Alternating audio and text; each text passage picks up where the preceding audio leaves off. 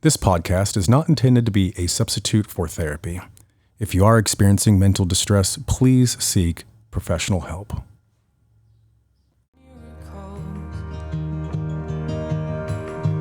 We are all simple miracles. Welcome to the Wellness Project Podcast. I am your host, Wilson. Each episode aims to bring mental health awareness through exploring psychoeducation, scholarly literature, professional interviews, and the personal stories of people's journey to mental wellness. So, with that said, let's get started. So go line your pockets with anything gold. 'Cause what good is a conscience if it can't be sold? And we are all simple miracles. If you are considering therapy or in the market for a different mental health therapist, you should contact Cornerstone Behavioral Health. At Cornerstone Behavioral Health, the goal is to be a global voice for trauma recovery. They are a 100% telehealth agency providing mental health counseling and medication management for adults in Ohio. That's right, they offer a free consultation and accept all major insurance companies or private pay. If you go to cornerstonebehavioralhealth.org and click on the Services tab, you can read the bios of the therapists and even request one of them specifically to talk more about your mental health needs. To learn more about Cornerstone Behavioral Health, just visit cornerstonebehavioralhealth.org to register for a free consultation and response within just 48 hours. Hope starts here. But thanks for coming back in. Yeah. I appreciate it. It was fun. I went fishing yesterday and like my body is so beat up right now. Like, it's bruised and sore, and talk about a first world problem. It's like no one wants to listen to that. It sucks sometimes. It was a good workout, right? Yeah, but I even like it's like people want to rain on your parade. Like when you have a great day and someone didn't have a great day and you want to talk about the good day, they're like, oh, must be nice.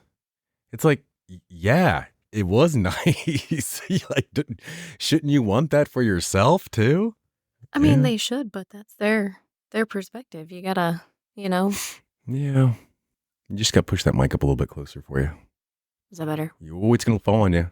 Well- It just has to lean like a triangle. So like that leg. I think it's good. You can scoot the whole thing closer to you. Yeah. Just kind of snug that leg like underneath the couch right there. Yeah.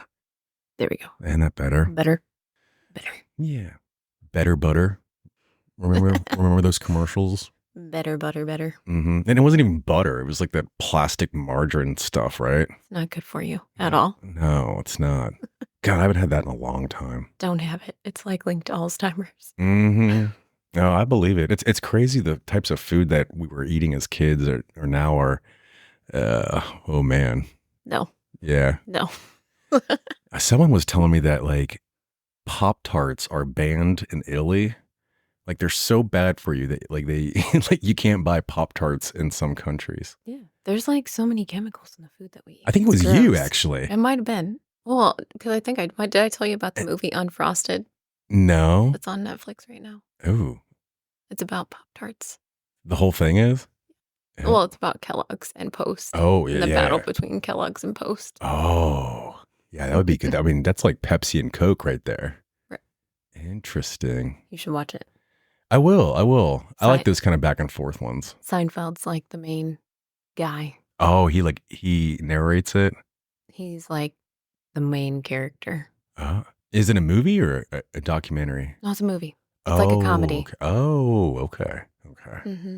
Well, you kind of lost me now. I'm like such a big nerd documentary person. It's the only kind of, I don't know what you call that, like genre or style that I can watch. Yeah, informational, educational. I get it. Yeah, even if it's super dry and boring, I just, like as soon as I find out that it's like a story or a fiction to it, I lose it. I'm like, oh, can't watch it, which is sad because I'm sure, you know, whether it's fiction or nonfiction, it still has that source of inspiration. I don't know. I watched it with my daughter. It was very funny. Hmm. What's it on? Is it on Netflix or Amazon? It's on Netflix. Netflix? Yep. Top 10. Oh, okay. Well, maybe I'll have to give it a shot. It was fun though. Going fishing yesterday, I got to hang out with my father-in-law and his good friend, and I don't know, just kind of hang out with family and get out on the water. It's such a beautiful, therapeutic, relaxing thing to like watch the horizon over like a sheen, glistening water. I don't know. I'm not able to paint the picture as beautiful as what it was in the moment, but it was just, ah, Self care. yeah, Self care. yeah, absolutely. And my father-in-law is like a big avid reader, and he's letting me borrow this book. It's a really good book. It's called In Plain Sight. In Plain Sight. And on the cover, it's interesting. The author, who's Sean Austin, the word plain, Plain, the letter L is a different color. So it's in pain sight. It's Oh. got kind of like a clever play I on didn't see that. in plain sight. It does say that. Yeah. And I just started it, but the way that Sean Austin writes this book is it's in the art of poetry. So I think that's kind of cool too. I can't really like sustain my attention for very long, so it's great that it's like a page or two per each poem. And I don't know the full gist yet of what his background is, but he was in the military, and he just, PTSD and just the difficulty that veterans have transitioning back into civilian life Mm-hmm. really kind of inspired him to write this book. So he sort of writes each poem from a post-military perspective of integrating back into society. I'm gonna have to buy that for my husband Yeah, yeah, oh yeah, yeah. because he's I a bet veteran. you're right, and Yeah. yeah, I think he would really. It's really. I think it's inspiring, and like the way that he writes, it's just deep. So, my father-in-law read me just this one poem out of it because he was, thinking about me and the kind of work that I do, and this one's titled "Anxiety." How subtle is anxiety?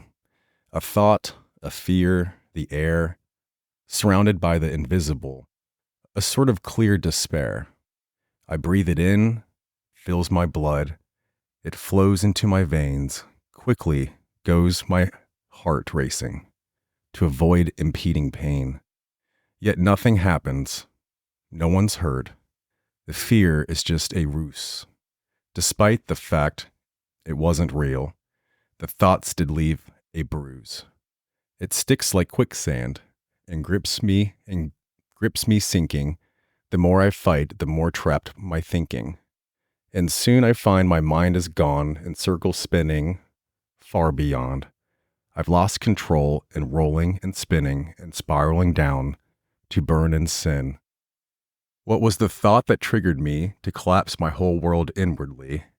Something now so trivial, it's in hindsight that it's laughable.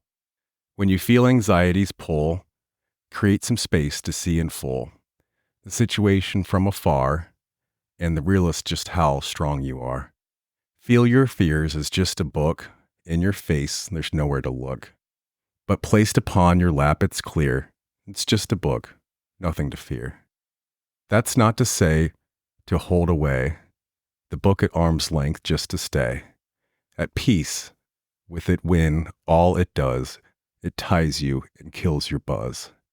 Neither hide the book behind your back, or else it will remind your mind there's something still repressed, and all that we hide must be expressed.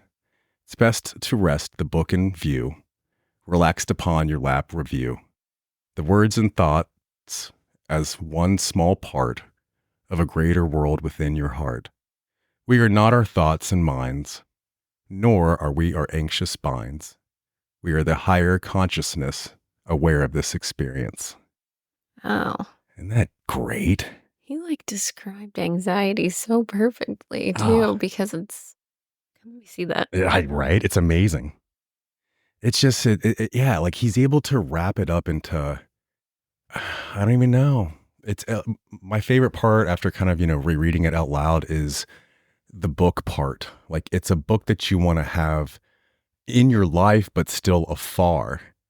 It's that part right there where he says, "Yet nothing happens, no one's hurt. The fear was just a ruse. Despite the fact it wasn't real, the thoughts did leave a bruise." Mm, So that, I think, right there captures like all of anxiety in a whole hmm. when you think about it. I mean, nothing happens when No, you're anxious. but it still stays with you and you sort of, ruminate on that fear. Depending on how you deal with it, yes. Yeah. There's lots of reasons why people get anxious, obviously.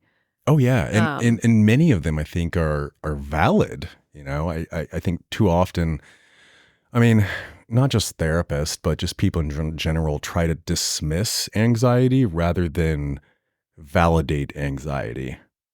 they dismiss their own anxiety, or people dismiss other people's anxiety, because I think That both one. I think both happens. Probably. Yeah.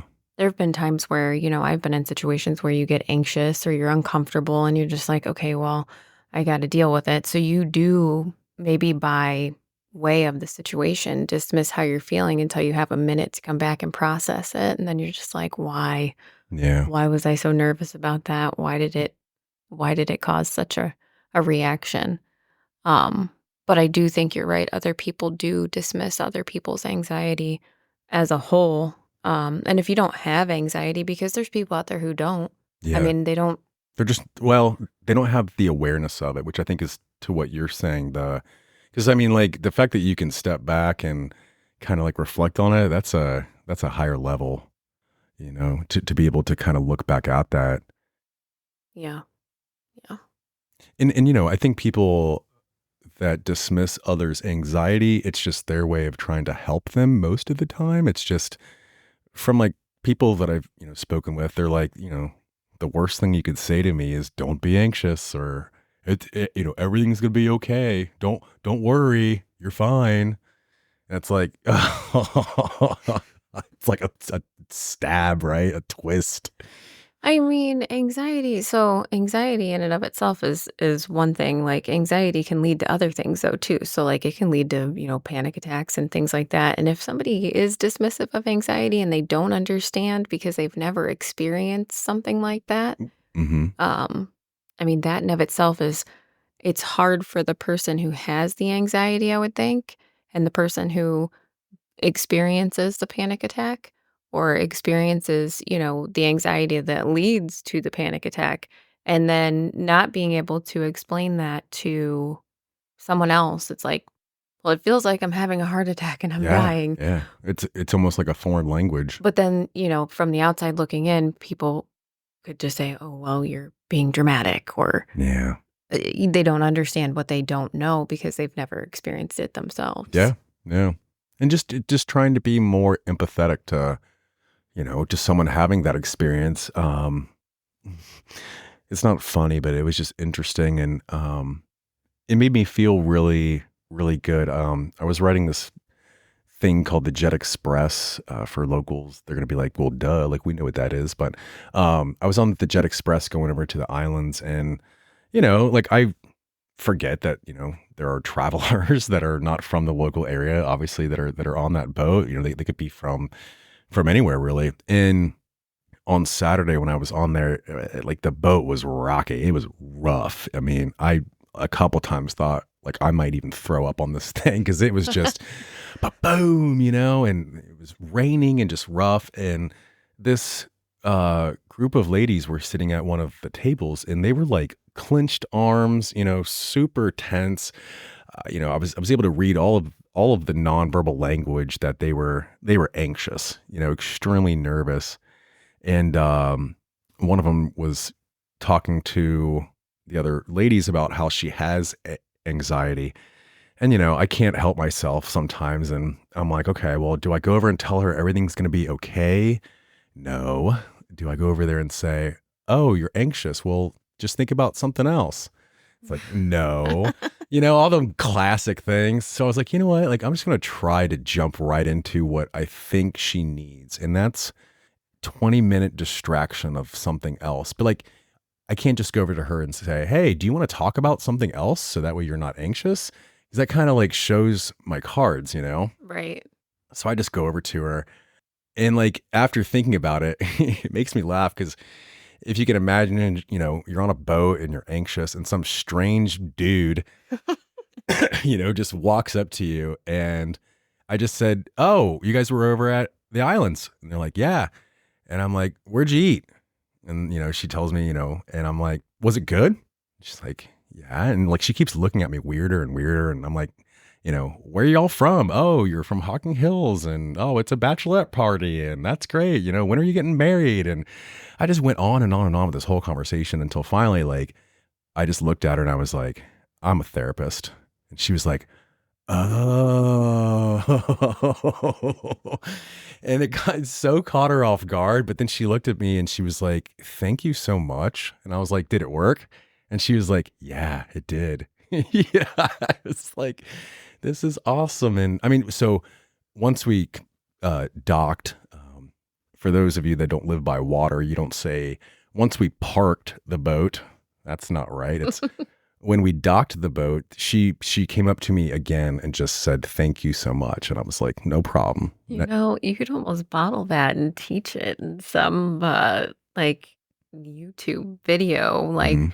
if you see somebody that's having anxiety, don't dismiss it. Here's Yeah. what you do. Tips and tricks to disengage someone that is having. Yeah, to do it like in an empathetic, supportive way. And really, like, I didn't get that trick from any sort of mental health like therapist books.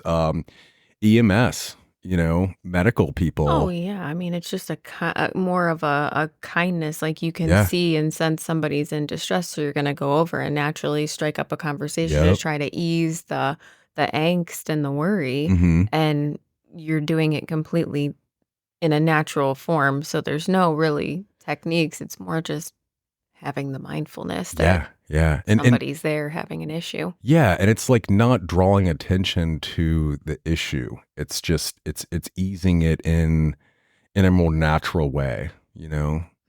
But yeah. Um So this seems like it's gonna be a good book. You're gonna have to let me know I will, as you go yeah. through it. I might just like I said, order it. Yeah, well, I'm excited to see all of the different poems in there. I feel like I should read another one. I don't know. Why don't you pick one? Why don't I pick one? Yeah, Let me look. Let me see what's in here. sure. Oh, you know what? This one goes really well because of what you just explained. So I'm going to read it. It's about heroes. Okay. It says, for 1,000 eyes, the blinded crowd deceive the will drown in lies and doubt. A shroud of fear is ever clear, the noise that makes the masters spout. Pouring in the roaring sin, the general din, delight and grin. Severing the final skin, uncovering disguise and spin. Please ignore the truth once more. It's better for your health to store your wealth for war than test the law, lest you pick the shortest straw. Oh, lest you pick the shortest straw.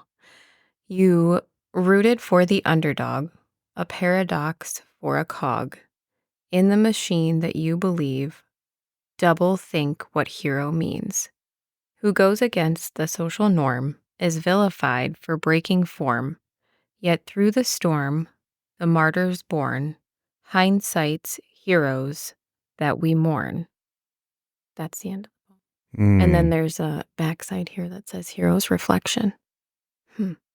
It's very interesting. it is. And I mean, so and then looking at it from the lens of where the author's coming from, having that, it's and maybe I don't know. It would be interesting to talk more to your husband about this. Of like as an outsider civilian, I look at all active service members as heroes or ex-service members as heroes. Whereas like what that poem sort of is at least speaking to me is it's not It's not a superiority. Like that's not what makes a hero. Their ranking, it's their action. But I don't Yeah. know. That line, "It's better for your health to store," it reminds me of, veterans who suffer from PTSD. Like, you could tell that line is very, um it's just very, like, "Let me bottle it in." Yeah. Like, "For my health, I'm gonna bottle it in." Yeah. Because if they let it out, it's like kind of, you know, when you go through something, especially veterans, when they go through, what they go through overseas and they see the things that they see, I can't imagine when you come back and try to download or process all of that. It's not an easy thing, and it's kind of like therapy, for anybody who's been through any sort of trauma. Like, you have to pull the Band-Aid off, and when you pull the Band-Aid off too soon, it gets really ugly, Yeah. and it gets really, really ugly before it starts to heal. But the problem is, a lot of times I think what you find even in general healing is, and I don't know if you see this in therapy, is people have to stick with therapy for, I would think at least 6 months to a year in order to get past that icky phase where you just get it all out and then you figure out what you're going to do with it. Yeah. Each person's different, but like to your point about the Band-Aid, that really resonates with me because and it's not when I'm just doing trauma work, but particularly I think when I do trauma work, like I I feel like people on the outside have this idea that yeah, you have this wound that needs to heal and your therapist is just going to rip that Band-Aid off and blood is just going to gush everywhere and we're going to have to, wrap it up real tight and you're going to have to get stitches. We're going to have to, just it's this overly dramatic, fast healing process. And it's No, it's no, not. It's yeah, not fast. right. It's not, it's in, so I do like to kind of rip the Band-Aid off fast sometimes. Sometimes I leave like the Band-Aid on, you know? Um, Sometimes when I'm in sessions, I'll say to my client, I don't think we're going to pick at the scab today. Like, let's talk about this, or let's open up your heart to this discussion, Right. you know? And I don't know if it's a new thing, but like lately too, with particularly trauma and people that aren't familiar with therapy, you know, like like on the other side as a therapist, when I meet with you and I'm like, okay, what do you want to talk about? And then you say, I don't know. Like my heart sinks because I'm like, oh boy, I got 50 minutes and I don't know where, like, what are we going to fill with this time? Right. So I've been kind of giving them options and saying, hey, like, do you want to talk about healthy relationships or do you want to talk about something that you're fearful of? Or how about what's been the most positive influential experience in your life? I don't know. It's really just to get that conversation going to where, to your point, being in therapy for at least 6 months, in my experience, it takes almost that long just to establish a rapport with your therapist. And it doesn't mean like, you're not doing therapy work. You're just not realizing that you're always doing therapy work with your therapist. There's so many layers of, and, like, I don't want to say it's all about you. No, but it really is all about you, the client, but it's about you and your professional relationship with your therapist too. Yeah. I mean, they're there to help your healing, your journey, your what you want to accomplish. Hmm. So do you find that when you talk to people that it's difficult for them to um get to the actual, like, reason that brought them to you? Yeah. Well, there's that struggle, and then just like they don't know where to start. And again, I'm speaking in a very general term, but like I would imagine, like if I didn't know what I needed fixed or what I wanted to work on healing wise, and I was, spending time with a therapist, I would be like, you're supposed to tell me where to start, you know? And then particularly being person centered, I'm like, no, you tell me where you want to start. And usually if I just like leave it at that, it naturally flows into a therapeutic conversation, which is always like my favorite part. You ever use the backpack analogy? Oh yeah. Yeah. I mean, I pull everything out of it, you know?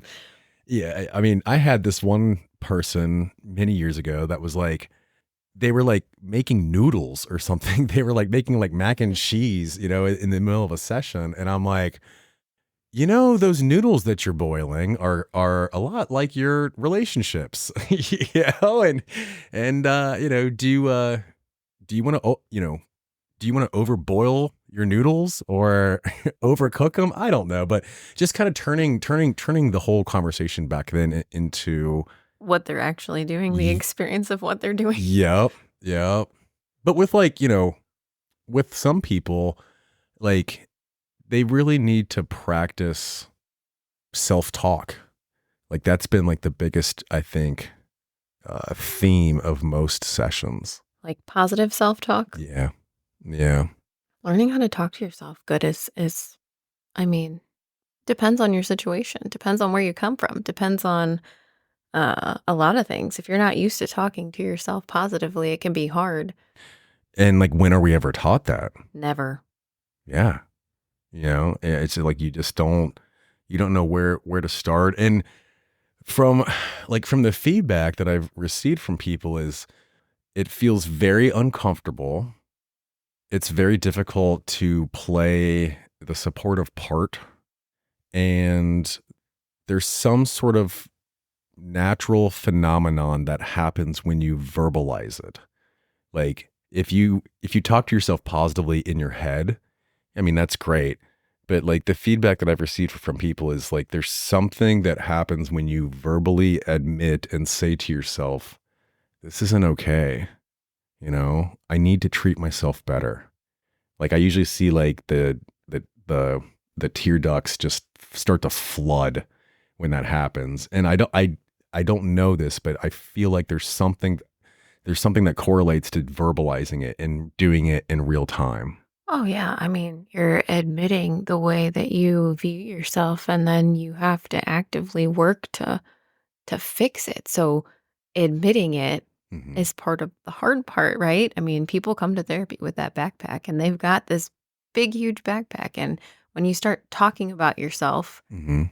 and then you start realizing how maybe you are a part of your own problem to some extent because of how you allow yourself to internalize that. Yeah. You're externalizing it with your therapist. Yeah. You're downloading it and you're acknowledging it. So you are saying it out loud and then it becomes a reality because you just, Said it. said it. Yeah. Yeah. Yeah. Yeah. Because it's sort of like, I mean, the art of self-talk, I think, is internally and externally.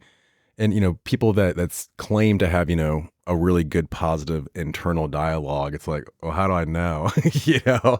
I kind of believe you, but I also don't believe you. And Do you wake up in the morning and look yourself in the mirror and tell yourself that you're gorgeous and you're going to have a good day? Or do you tell yourself, damn, I need to try harder? Yeah, exactly. Do better.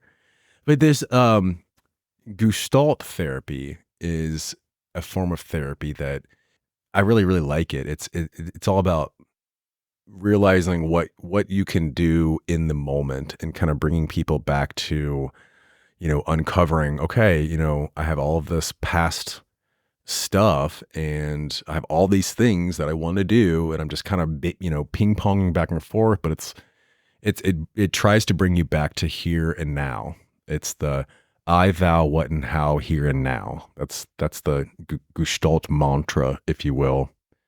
I think I've ever heard that. It's great. It's like around the early 60s, there were three major psychotherapists, Carl Rogers, Fritz Perls, and Fritz Perls is the Gestalt one. And I don't know, we'll just say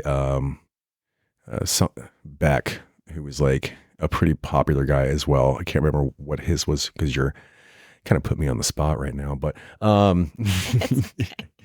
But Gestalt therapy, like one of the exercises, which is great. I mean, I don't see why anyone can't try this, but it's called the underdog top dog exercise. So you sort of sit with your thoughts and you play both parts. So what's an underdog side of you? Like a part of you that might have either an insecurity, a guilt, or a shame that you're okay with sharing, like it doesn't have to be major, and it could be just a small thing. Oh, um, I'm not really good at self-care right now. Okay. So even like, is that the underdog part? I feel like it is because there was Yeah. a point in time where I was better at it. Okay. So give that underdog, that, lack of self-care or whatever that feeling is, give it a little bit of space to validate it and verbalize it. Just like a couple sentences, let's just say. Like an impossible. No. No. A You want me to- real raw way. So I make excuses because I work all the time. I have kids all the time and I'm still in school full time. Um, and truthfully, I think it's my own um it's my own doing. Like I'm not prioritizing it. I'm not making the time for myself to care about myself. Now I did today. Okay. So then now play the top dog part. And the top dog is there with that underdog. Like, what is it that underdog needs to hear? What can that top dog offer that underdog? You can find the time now that you're only working 4/10s because you have Fridays off, so you have no excuses. So I can make the time to go for the walk. I can make the time to work out. I can make the time to prioritize, meal prepping so I can eat healthier and make better choices. Mm-hmm. So like just in that little, exercise of it, you sort of gave both parts validation. Right. But you did all that. Like you provided that top dog insight and support. Now, if I had played the part of the top dog and told you all of those same things, I don't think it would hit the same vibe as you saying it to yourself. Probably not. Right? It's like you're providing yourself with unconditional positive support in practicing that, in being an advocate for yourself and starting that pattern. Yeah. People don't like to listen to other people also tell them what they're lacking. So that Right. wouldn't do justice to that. Well, I mean, like I get cornered into the role of trying to give advice a lot. And that's my way. Like I usually pull out that activity to then get them to give themselves the advice, because I mean, I might get it wrong too, and then I'm gonna look stupid.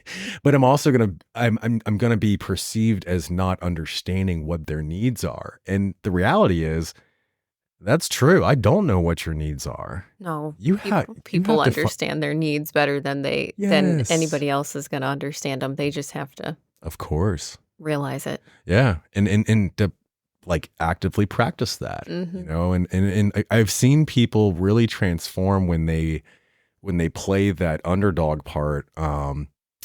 For some people, it's harder to play the underdog part, because even though they feel a certain way, whether it's an insecurity or, shame towards something, like they try to suppress that so much, like, and again, I'm just completely making this up, but like I don't like my children, and like I didn't want to be a parent. I don't know, like if that would be one, but then like saying that out loud, like you'd feel horrible, like it wouldn't be something that you would want to give space to.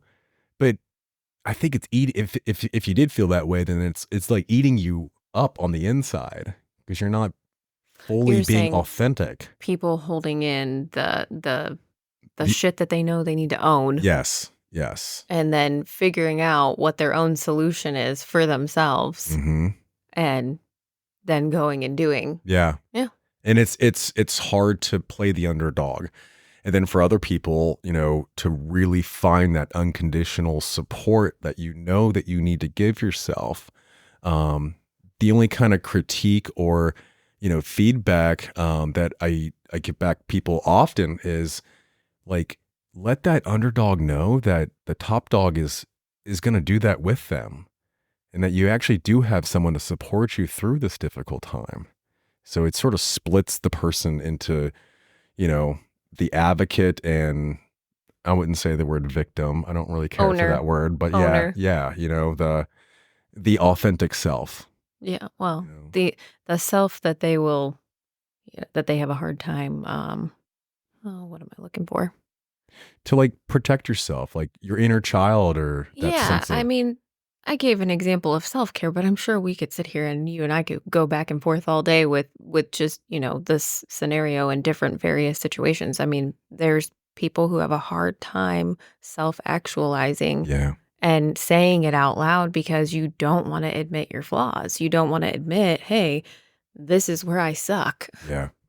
And it's yeah, it sucks to say that, but yet like you sort of, I think too, part of that exercise that helps is you can kind of detach or disassociate yourself, because you're actually playing the part of a therapist, like the third part, and you're working between two people, I think anyway. But yeah, that's a good one. And then there's the empty chair. That's a Gestalt therapy exercise where, you literally use an empty chair and pretend that it is, a lot of times in therapy, people will want to bring in their spouse's image or their parents, image. And like what I'm saying is like, my mom, and she made me do this, and you should see what my mom. And then as a therapist, I'm like, listen, your mom's not here. Like Right. I'm not like, I don't know if you realize, but it's just you and I in here. So I'll say, let's do the empty chair and let's just play that part out and tell your mom, the empty chair, what's on your mind. And then sometimes, depending on the scenario, I'll have the person then sit in the chair as the mother, and I'll Oh, say, you can either role play that part out, or you can role play what you need her to say. And it kind of works both ways too. yeah. So that's a fun one. I think the need to say would probably be the beneficial part out of that. It depends, Yeah, but it depends on what, again, like what is it that client needs. I think this was before I was a therapist, when I was in my first residency, and I went to an online university, so there was definitely human connection. I just have to put that disclaimer out there. I don't know why, but I had to do this college residency where I spent a week with other master level students practicing just basic counseling skill sets, and we would be recorded and evaluated. And I mean, I was a ball of nerves, and like, not that it was my goal, but I sort of measured how well I did if I was able to make my partner cry. And I know that sounds horrible, but I was like, okay, I will get an A on this If I can elicit emotion. yeah, if I can elicit the most painful emotion, sadness and crying in front of all of our peers, because it wasn't like you and I one-on-one doing this mock session. Right. We were in like a room with like 15 other students, and Mhm. we all had to be quiet and sort of watch and stuff. And again, I feel terrible admitting that, but I think my point of it was like, if my partner did cry naturally, I wasn't trying to be mean to her, but if I was able to strike that emotion, like what you're saying, Mhm. I would feel like I can do that with people and be able to get them to have those feelings. And we had to pick scenarios to practice counseling with. And I mean, she had a really raw, natural situation that she was in. So her sister, and again, this was 20 years ago. Her sister had a really bad drug problem, and she had children, and her children were going to be removed from her. And Children's Services said, we'll give them to your sister, the counseling partner Mhm. that I had. And, you know, my counseling partner, the sister, was, doing this to save her sister's children and to still, to still be part of the family. And she thought she was doing the right thing. Well, the sister developed a lot of resentment for her, and then somehow blamed her for taking her children away from her, and just would, she was not very nice to her, even though that she did a really nice thing back for her and made a huge sacrifice raising her nieces and nephews. And she just wanted to be loved by her sister. Like she didn't even want to thank you. She just wanted this acceptance from her sister. And I pulled out that empty chair and I said, tell yourself what you need your sister to say to you. And either no one had asked her to do that or she hadn't allowed herself that opportunity to do it.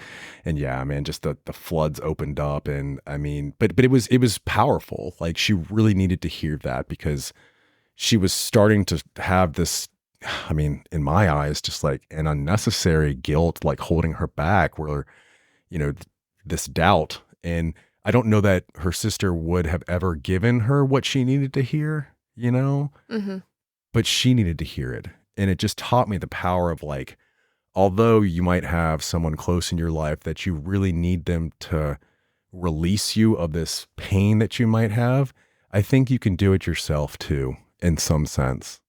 I think in some senses you can. I think in some senses you can't too. Always. There's Yeah. Oh yeah. I mean, there's the stereotypical, daddy issues thing. It's like, it's true though. I think like, we all in some sense seek our father's approval or else that wouldn't be a thing. But I think that fatherly figure is the only one that can really release that maybe. I don't know. What do you think? I didn't grow up with a dad, so Yeah. Well, I don't have an opinion either way. Fair. I didn't know him, so I didn't ever meet him in person. I got to talk to him when I was in my early 20s via phone, and he wasn't a very good person. So for me, it was kind of like I didn't know what I was missing.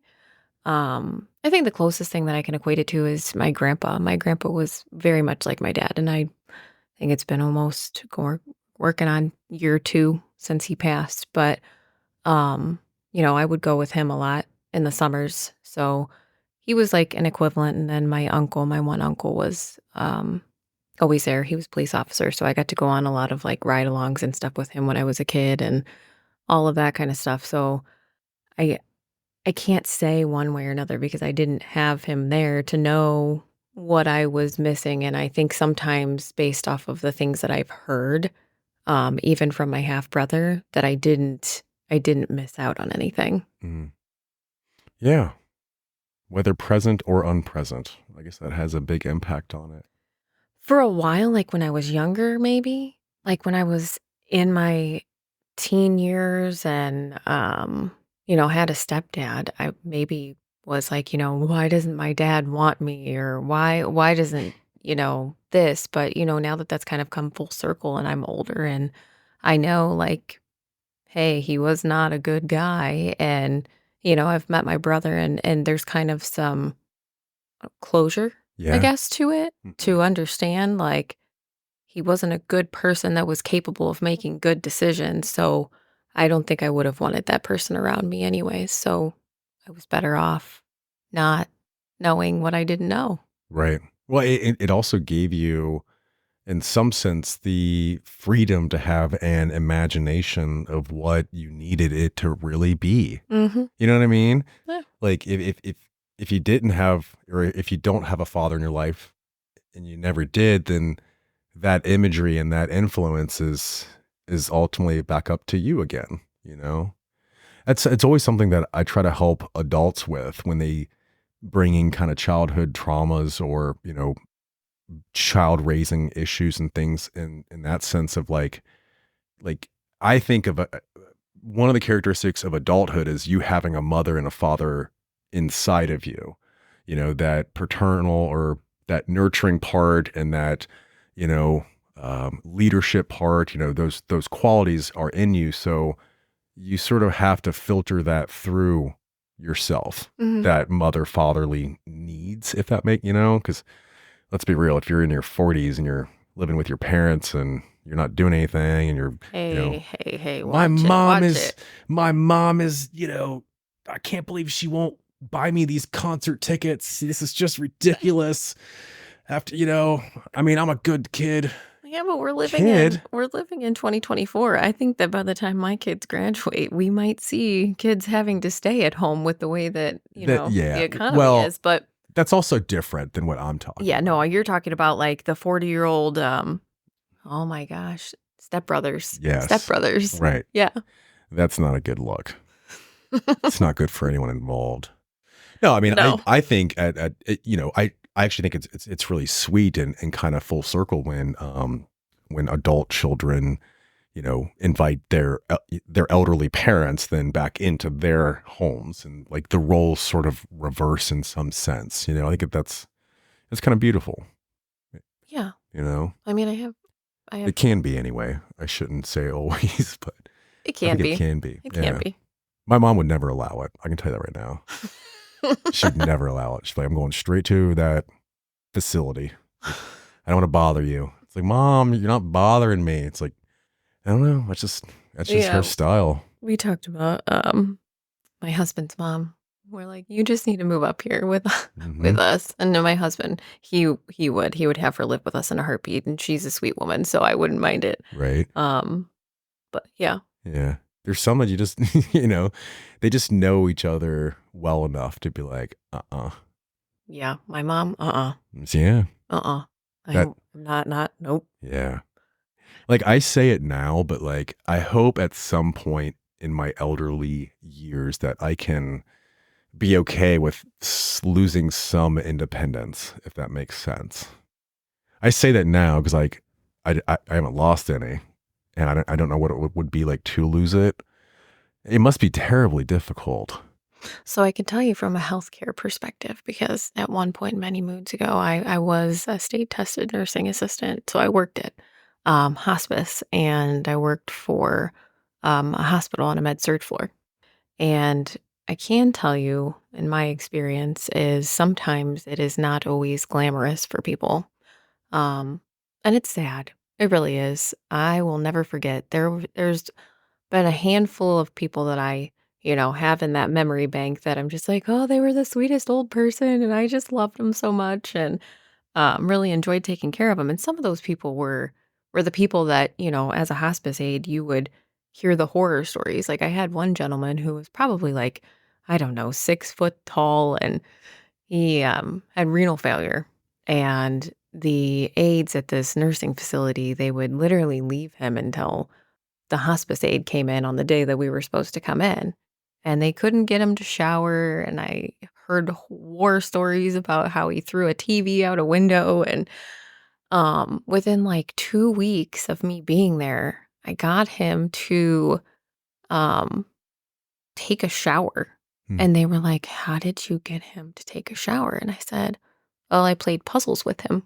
Like I would sit and I would put puzzles together. Yeah. And that was the quality time that he was meeting with needing. someone. And I'm Yeah. like, you need this and I need this, so let's compromise. Yeah. And let's get cleaned up, and then we can Do a do puzzle. puzzles. And that's all he wanted. He just needed someone to talk to, and someone to sit with, and someone to Connect with. connect with. And so I think, to your point, like losing your independence if you don't have family on the outside or something like that will come and sit with you and visit with you, and even if you have family, that may not happen. Yeah. So, there's something to be said for people who are taking care of people at that capacity. Yeah. I'm thankful that there are people out there that can do that sort of work. They just have to remember the challenges with it too, and back to that sense of a self-care. Mm-hmm. Mm-hmm. All righty. Till next time. All right.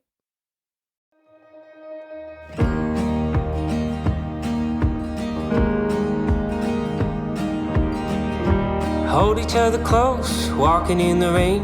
You were like a picture and not a frame. You were like the air and not a plane. By the way, at The Wellness Project, we have merchandise. That's right, all mental health awareness themed products.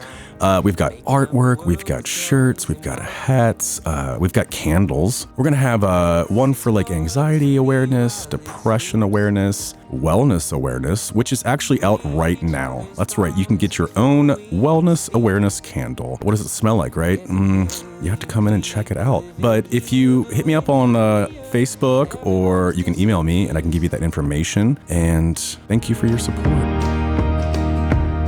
There's a million places I could go, but so you